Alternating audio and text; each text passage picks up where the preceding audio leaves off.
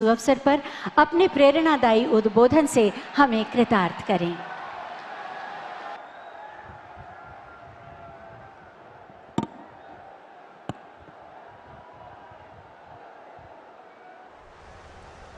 नमस्कार।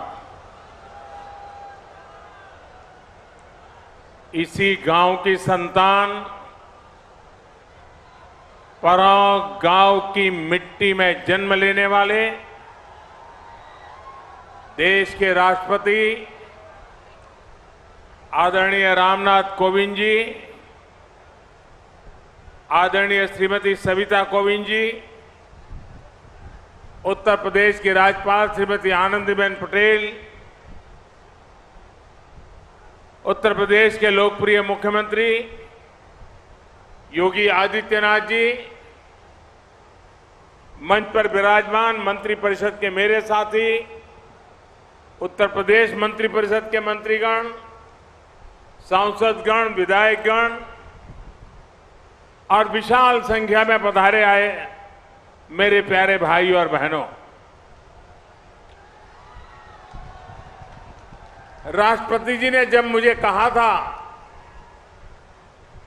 कि मुझे यहां आना है, तभी से मैं आपके पास आकर के गांव वालों से मिलने का इंतजार कर रहा था। आज यहां आकर वाकई मन को बड़ा सुकून मिला, बहुत अच्छा लगा।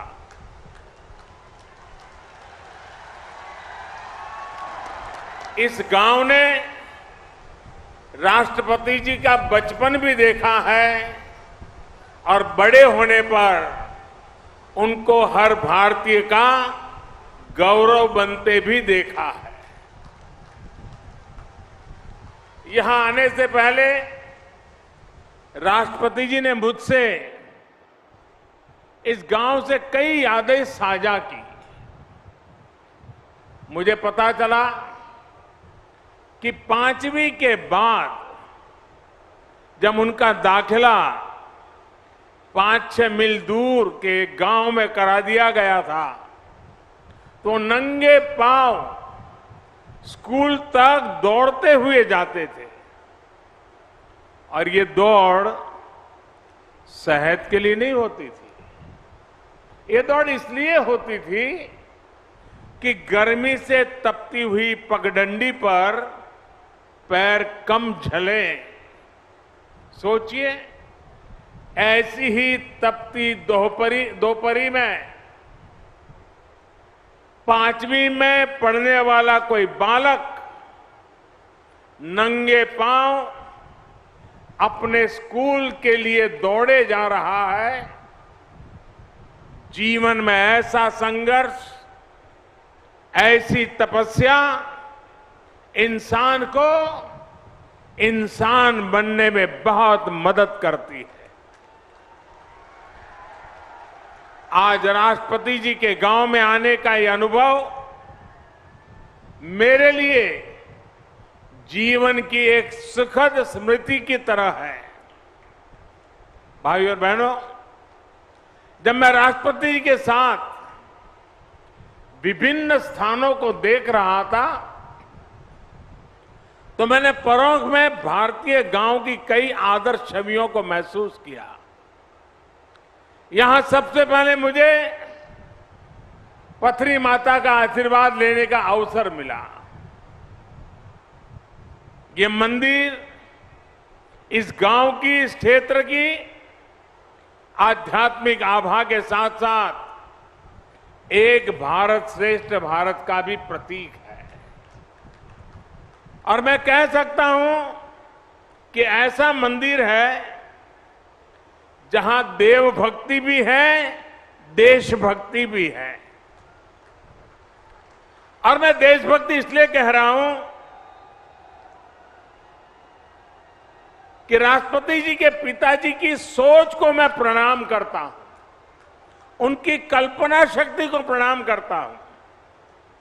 वे अपने जीवन में तीर्थाटन करना, अलग अलग यात्रा स्थानों पर जाना, ईश्वर के आशीर्वाद लेना, इसके लिए कभी घर से निकल जाते थे, कभी बद्रीनाथ गए, कभी केदारनाथ गए, कभी अयोध्या गए, कभी काशी गए, कभी मथुरा गए, अलग अलग स्थान पर गए। उस समय की उनकी आर्थिक स्थिति ऐसी नहीं थी कि गांव के सबके लिए वहां से कोई प्रसाद ले आए, पूरे गांव को कुछ बांट सके।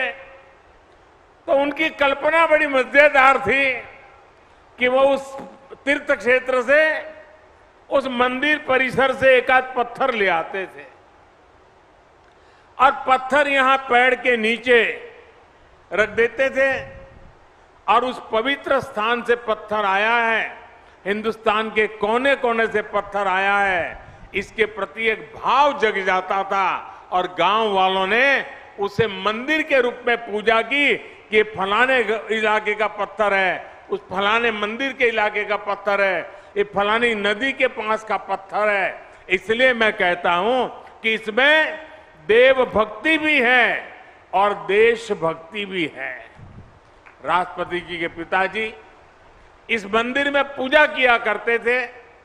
इस पवित्र मंदिर के दर्शन करने में स्वाभाविक है कि मेरे मन में अनेक प्रकार के विचार मंडरा रहे थे और मैं अपने आप को धन्य पाता हूं कि मुझे उस मंदिर के दर्शन करने का अवसर मिला है। साथियों, परों की मिट्टी से राष्ट्रपति जी को जो संस्कार मिले हैं, उसकी साक्षी आज दुनिया बन रही है। और मैं आज देख रहा था कि एक तरफ संविधान, दूसरी तरफ संस्कार, और आज गांव में राष्ट्रपति जी ने पद के द्वारा बनी हुई सारी मर्यादाओं से बाहर निकल करके मुझे आज हैरान कर दिया। वे स्वयं हेलीपैड पर रिसीव करने आए। मैं बड़ी शर्मिंदगी महसूस कर रहा था कि वो उनके मार्गदर्शन में हम काम कर रहे हैं। उनके पद की एक गरिमा है, एक वरिष्ठता है। मैंने कहा, राष्ट्रपति जी आपने मेरे साथ अन्याय कर दिया आज। तो उन्होंने सहज रूप से कहा कि संविधान की मर्यादाओं का पालन तो मैं करता हूं, लेकिन कभी कभी संस्कार की भी अपनी ताकत होती है। आज आप मेरे गांव में आए हैं, मैं यहां पर अतिथि का सत्कार करने के लिए आया हूं, मैं राष्ट्रपति के रूप में नहीं आया हूं। मैं इस गांव के एक बच्चे के रूप में, जहां से जिंदगी शुरू हुई, उस गांव के नागरिक के रूप में मैं आज आपका स्वागत कर रहा हूं। अतिथि देवो भव के संस्कार भारत में किस प्रकार से हमारी रगों में पहुंचे हैं, उसका उत्तम उदाहरण आज राष्ट्रपति जी ने प्रस्तुत किया। मैं राष्ट्रपति जी को आदरपूर्वक प्रणाम करता हूं। राष्ट्रपति जी ने अपने पैतृक आवास को मिलन केंद्र के रूप में विकसित करने के लिए दे दिया था। आज वो विमर्श और ट्रेनिंग सेंटर के तौर पर महिला सशक्तिकरण को नई ताकत दे रहा है। उनके प्रयास से यहां अंबेडकर भवन के रूप में बाबा साहेब का आदर्शों को प्रेरणा केंद्र भी बनाया गया है। मुझे विश्वास है भविष्य में प्रमुख आपके सामूहिक प्रयासों से विकास के रास्ते पर और भी तेजी से आगे बढ़ेगा और देश के सामने ग्रामीण विकास का मॉडल पेश करेगा। साथियों, हम कहीं भी क्यों न पहुंच जाए, बड़े बड़े शहरों या दुनिया के किसी भी कोने में क्यों न बस जाए, अगर हमने अपने गांव को जिया है तो हमारा गांव हमारे भीतर से कभी नहीं निकलता है। वो हमारी रगों में बस जाता है, वो हमारी सोच में हमेशा रहता है। हम इसलिए कहते हैं कि भारत की आत्मा गांव में बसती है, क्योंकि गांव हमारी आत्माओं में बसता है। आज जब देश अपनी आजादी का अमृत महोत्सव मना रहा है, तो ग्रामीण भारत के लिए, हमारे गांवों के लिए, हमारे सपने और भी महत्वपूर्ण हो जाते हैं। हमारे स्वाधीनता संग्राम के दौरान महात्मा गांधी भारत की आजादी को भारत के गांव से जोड़कर देखते थे। भारत का गांव यानी जहां आध्यात्म भी हो, आदर्श भी हो। भारत का गांव यानी जहां परंपराएं भी हो और प्रगतिशीलता भी हो। भारत का गांव यानी जहां संस्कार भी हो और सहकार भी हो, जहां ममता भी हो और समता भी हो। आज आजादी के अमृत काल में ऐसे ही गांवों का पुनर्गठन, उनका पुनर्जागरण, ये हमारा कर्तव्य है। आज इसी संकल्प को लेकर देश गांव, गरीब, कृषि, किसान और पंचायती लोकतंत्र के विभिन्न आयामों में काम कर रहा है। आज भारत के गांव में सबसे तेज गति से सड़कें बन रही हैं। आज भारत के गांवों में तेज गति से ऑप्टिकल फाइबर बिछाया जा रहा है। आज भारत के गांवों में तेज गति से घर बन रहे हैं, एलईडी स्ट्रीट लाइटें लग रही हैं। शहरों के साथ साथ हमारे गांव में भी विकास के हर मार्ग पर कदम से कदम मिलाकर के चले, ये नए भारत की सोच भी है और नए भारत का संकल्प भी है। आप सोचिए, क्या किसी ने कल्पना की थी कि एक दिन खेती से जुड़े मुश्किल से मुश्किल काम अब ड्रोन के जरिए से भी होना शुरू हो जाएगा? लेकिन आज देश इस दिशा में आगे बढ़ रहा है। मुझे बताया गया है कि यहां इस गांव में भी 300 से ज्यादा लोगों को स्वामित्व के तहत घरौनी दी जा चुकी है, प्रॉपर्टी के कागज दिए जा चुके हैं। टेक्नोलॉजी के जरिए कैसे किसान की सुविधा और आमदनी दोनों बढ़े, इस दिशा में तेजी से काम किया जा रहा है। साथियों, हमारे गांवों के पास सबसे ज्यादा सामर्थ्य है, सबसे ज्यादा श्रम शक्ति है और सबसे ज्यादा समर्पण भी है। इसलिए भारत के गांवों का सशक्तिकरण हमारी सरकार की सर्वोच्च प्राथमिकताओं में से एक है। जनधन योजना हो, आवास योजना हो, उज्ज्वला के तहत मिला गैस कनेक्शन हो, हर घर जल अभियान हो, आयुष्मान भारत योजना हो, इन सभी का लाभ करोड़ों गांव वासियों को मिला है। गरीब कल्याण के लिए देश ने जिस गति से काम किया है वो अभूतपूर्व है। अब देश का एक लक्ष्य है हर योजना का 100% लाभ 100% लाभार्थियों तक पहुंचाना, यानी 100% सशक्तिकरण। न कोई भेदभाव, न कोई फर्क, यही तो सामाजिक न्याय है।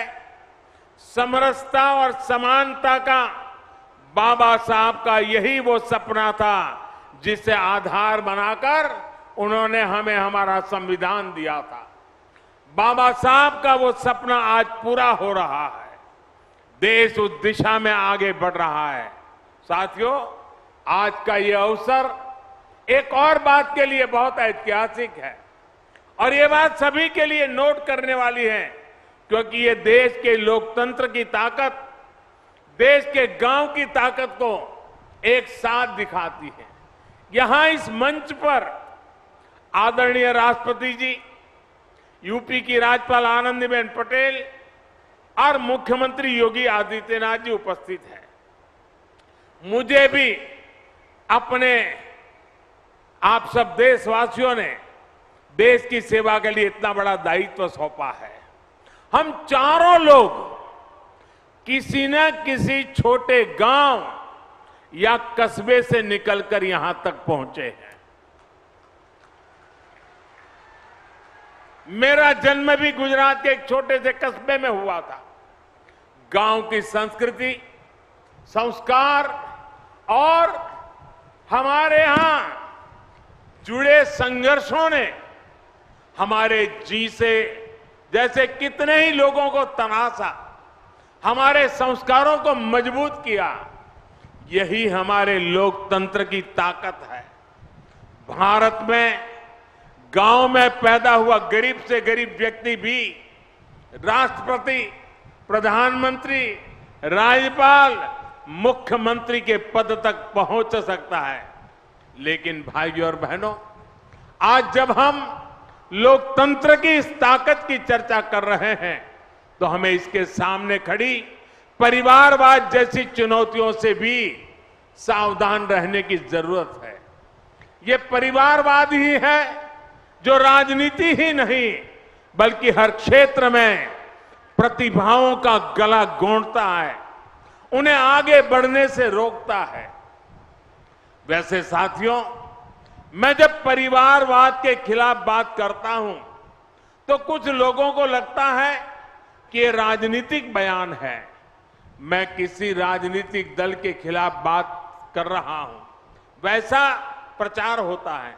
मैं देख रहा हूं कि जो लोग परिवारवाद की मेरी व्याख्या में सही बैठते हैं वो मुझसे भड़के हुए हैं, गुस्से में हैं। देश के कोने कोने में ये परिवारवादी मेरे खिलाफ अब एकजुट हो रहे हैं। वो इस बात से भी नाराज है कि क्यों देश का युवा परिवारवाद के खिलाफ मोदी की बातों को इतना गंभीरता से ले रहा है। साथियों, मैं इन लोगों को कहना चाहता हूं कि मेरी बात का गलत अर्थ न निकाले। मेरी किसी राजनीतिक दल से या किसी व्यक्ति से कोई व्यक्तिगत नाराजगी नहीं है। मैं तो चाहता हूं कि देश में एक मजबूत विपक्ष हो, लोकतंत्र को समर्पित राजनीतिक पार्टियां हो। मैं तो चाहता हूं कि परिवारवाद के शिकंजे में फंसी पार्टियां खुद को इस बीमारी से मुक्त करें, खुद अपना इलाज करें, तभी भारत का लोकतंत्र मजबूत होगा। देश के युवाओं को राजनीति में आने का ज्यादा से ज्यादा अवसर मिलेगा। खैर, परिवारवादी पार्टियों से मैं कुछ ज्यादा ही उम्मीद कर रहा हूं, इसलिए मैं आपके बीच भी कहूंगा कि हमारी जिम्मेदारी है कि हम देश में परिवारवाद से जैसी बुराइयों को न पनपने दें। गांव के गरीब का बेटा, गांव के गरीब की बेटी भी राष्ट्रपति, प्रधानमंत्री बन सके, इसके लिए परिवारवादी पार्टियों को रोका जाना बहुत जरूरी है। साथियों, राष्ट्रपति जी के इस गांव में आज आकर के मैं उपहार स्वरूप कुछ मांगने आया हूं। मैं कुछ मांगना चाहता हूं। आपको लगेगा एक कैसा प्रधानमंत्री है, हमारे गांव में आया, लाया कुछ नहीं और मांग रहा है हमसे।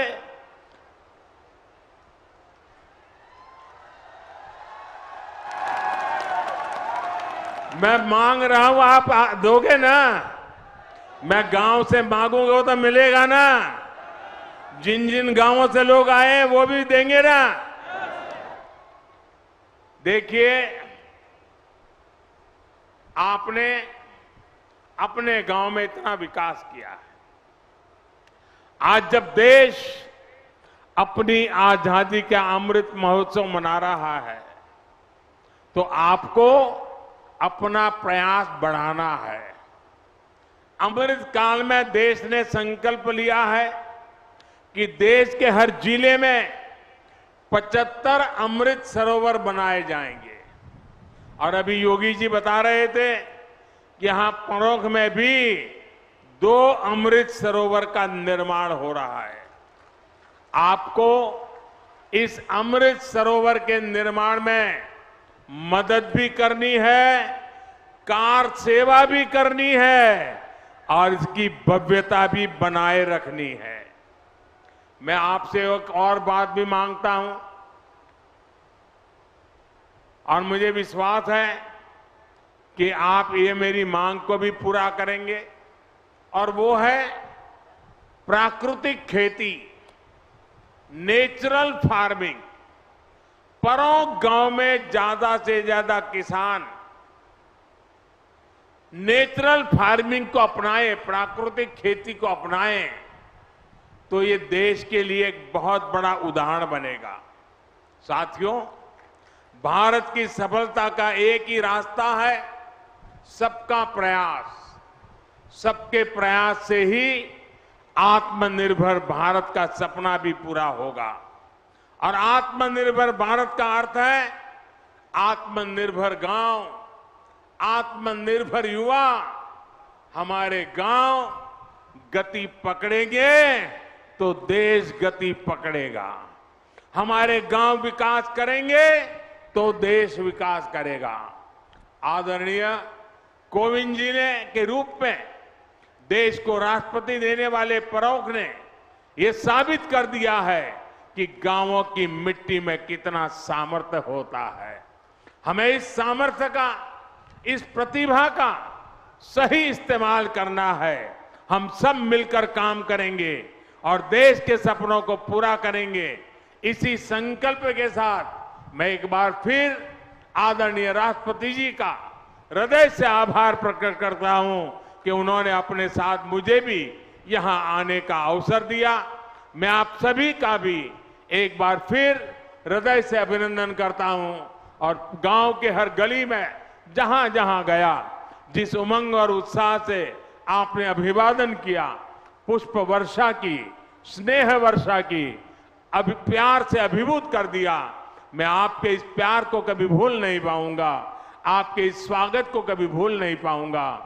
और गांव के अंदर जितना भी समय बिताने का अवसर मिला, खुद के बचपन के साथ भी मैं जुड़ गया।